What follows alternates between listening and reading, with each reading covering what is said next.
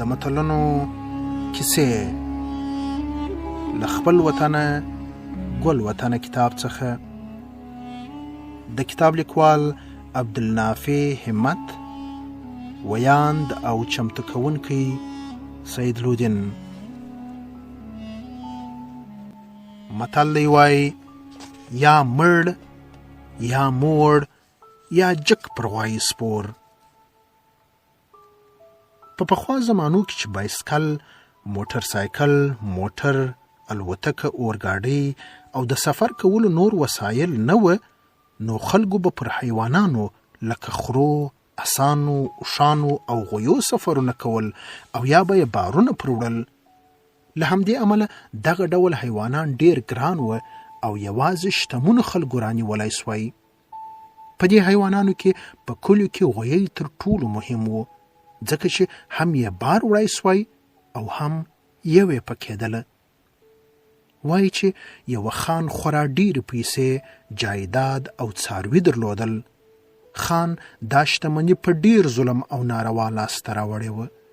کله چې سپین ږیری سو نو د مرګ او قبر له عذاب څخه ډېر بیرېدی. یو وخت خان ناروغه سو.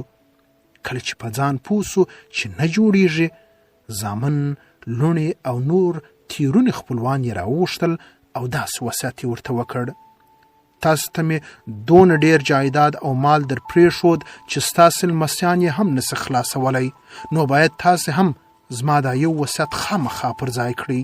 هغه دا چې کله زه مړ سم نو په قبر کې لومړۍ شپه یوازې مه پرېږدئ، په هره بیه چې وي یو څوک دې راسره پاته سي.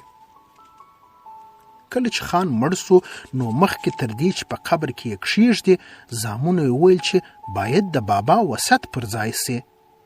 د خان زامن، لوڼې، میرمنې او نور تیرونې خپلوان یې سره کښېنستل. دوی په دې باب خبرې شروع کړې چې څوک به له بابا سره یوه شپه په قبر کې تېره کړي. تر ډېرو سلاو او مشورو وروسته هیچا هم دې کار ته اوږه ورنه کړه. کله چې د خان زامنو په خپلوانو کې د دې کار لپاره څوک پیدا نه کړ، نو په کلي کې یې داسې اعلان وکړ: هر چا کله خان سره په قبر کې لومړۍ شپه تېره کړه، نو هم ښه ډېرې نغدې پیسې او هم یو دانه د یوې غویۍ په انعام کې ورکول کیږي. که څه هم په کلي کې د ټولو بېوزلو خلکو زړه غوښتی چې دا انعام وګټي، خو هیڅ چا هم زړه نه سوی کولی چې په قبر کې ژوندی ښخ سي. په دې کلي کې یو ډېر بېوزله او غریب سړی اوسېدی.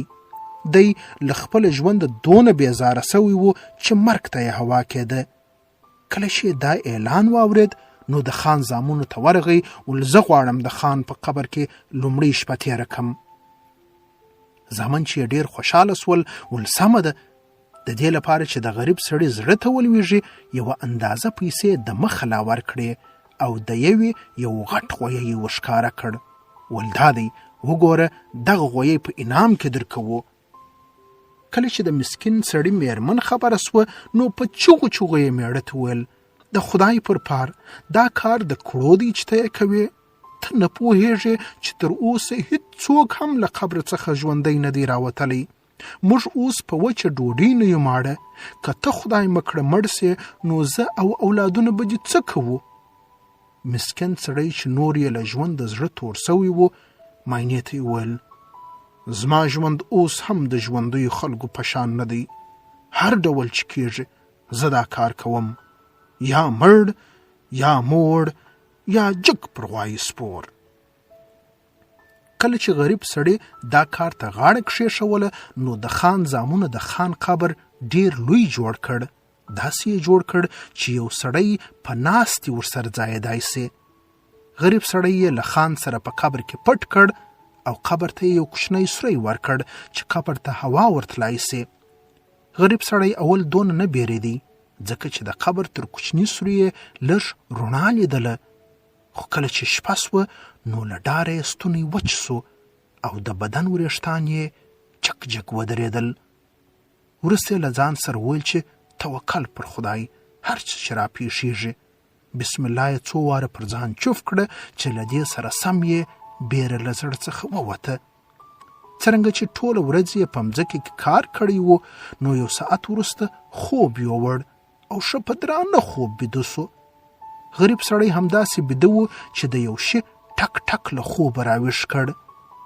سترګې چې یې راروڼې کړې نو ګوري چې سهار سوی دی او د قبر تر سوري د لمر وړانګه ور لوېدلې ده.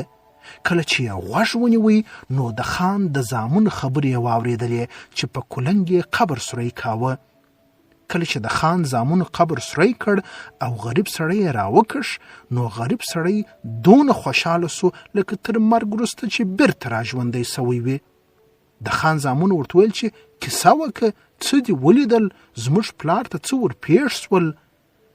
غریب سړي ورته ویل چې هیڅ مې نه دي لیدلي، یو ساعت وروسته خوب راغی او ستاسې د کلنګ په کړپي راویښ سوم. د خان زامنو غریب سړي ته نغدي پیسې او یو غټ غویی په انعام کې ورکړ. سړی ډیر خوشحاله سو، کور ته راغی او هوسا ژوند یې پیل کړ. تر دې وروسته چې بچا په کلي کې یو داسې کار کاوه چې له ګټې سره به یې تاوان هم تړلی و، نو د غریب سړي دا خبره به یې کوله: یا مړ یا موړ یا جک پر غوایي سپور. یادونه: دا متل په کندهار او جنوبي پښتونخوا کې ډیر ویل کیږي. کله چې یو څوک بېوزله وي او له یو کار لپاره ټینګ عزم وکړي او خپل ژوند له بېوزلۍ څخه وباسي، البته دا یو داسې کار وي چې د بري ترڅنګ د مرګ خطر هم لري، خو سړی نه پر شا کېږي او قوي اراده ولري، نو دا متل وایي. د کتاب لیکوال وایي چې دا کیسه مې د 1989 شمسي کال د غوایي د میاشتې پر 6مه نیټه له ښاغلي خلیل احمد څارن څخه د ټلیفون له لارې اورېدلې ده. څه ښه یې ویلي دي: یا مړ یا موړ یا جک پر غوایي سپور.